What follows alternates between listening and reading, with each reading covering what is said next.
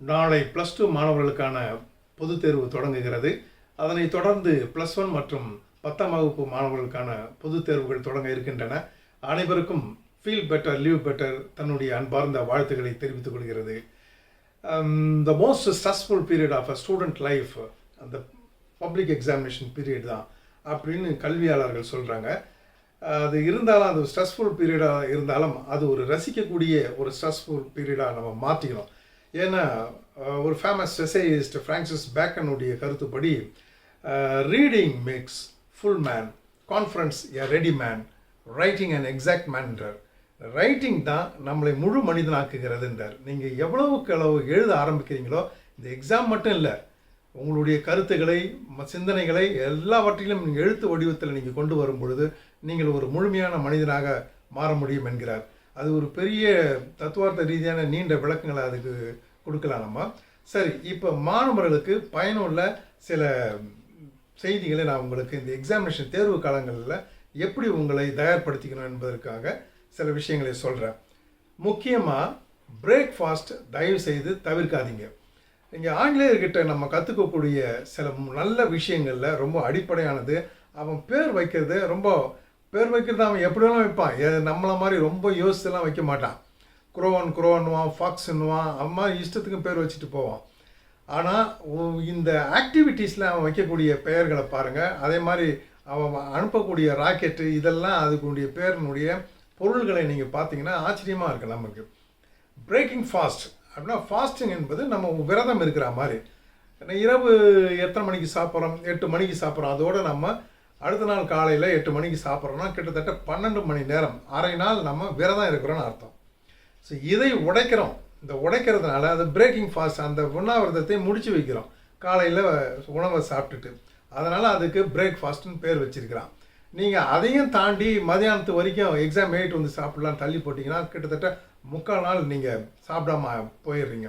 உங்களுடைய பிரெயின் வந்து தன்னுடைய பலத்தை இழக்கும், அதனுடைய ஆற்றலை சக்தி, அதுக்கு தேவையான சக்தி கிடைக்காம அதனுடைய செயல்பாடு உள்ள ஆற்றலை இழந்துடும். ரொம்ப முக்கியமானது, அதுக்கு இன்னொரு பேர் இருக்குது பிரேக்ஃபாஸ்ட்டுக்கு, அது brain food. Morning food is a brain ஃபுட்னுவாங்க. ஸோ பிரெயின் ஃபுட் மூளை உணவு அது, அதை நீங்கள் அவசியம் அது கொடுங்க. ஏன்னா நீங்கள் நிறைய எழுதணும், சிந்திக்கணும், நினைவுபடுத்தணும். இதுக்கு எல்லா வேலைகளும் உங்களுக்கு பிரெயின் தான் அங்கே செய்ய போகுது. ஸோ அதுக்கான உணவு சப்ளை நீங்கள் அவசியம் தேர்வு காலங்களில் தவிர்க்காதீங்க. காலையில் கொஞ்சமாச்சு சாப்பிட்டுட்டு போங்க. இது ஒரு முக்கியமான செய்தியாகும். அடுத்ததாக நம்ம பார்க்குறது என்னென்னா, உங்களுக்குள்ள ஒரு செல்ஃப் கான்ஃபிடென்ஸை நீங்கள் பூஸ்ட் பண்ணிக்கணும். எக்ஸாமினேஷன் டைமில் நிறைய பேருக்கு வரக்கூடிய பிரச்சனை என்னன்னு சொன்னால், ரொம்ப லோ செல்ஃப் கான்ஃபிடென்ஸ், அதாவது ரொம்ப தாழ்வு மனப்பான்மை. நமக்கு ஞாபகம் வருமா வராதா, சரியாக மார்க் எடுப்போமா எடுக்க மாட்டோமா, இப்படிப்பட்ட உணர்வுகள் நமக்கு அதிகமாக வரும். அதை பற்றி தயவுசெய்து கவலைப்படாதீங்க.